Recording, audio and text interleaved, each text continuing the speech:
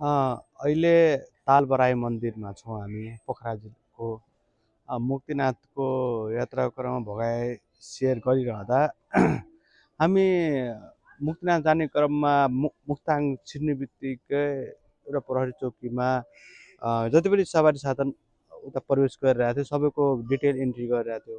गाडी नम्बर कति छन्, सम्पर्क व्यक्ति लगायत कतिजना सवार थियो भने आउने बेलामा पनि इन्ट्री गरिरहेको थियो।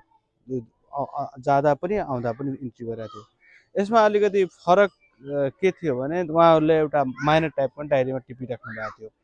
त्यसलाई त्योभन्दा पनि कुनै कम्प्युटर वा डेस्कटपमा ल्यापटपमा टिपेको भए अलिक सजिलो हुन्थ्यो कि ट्र्याक गर्न भन्ने मेरो एउटा भगाइ रह्यो।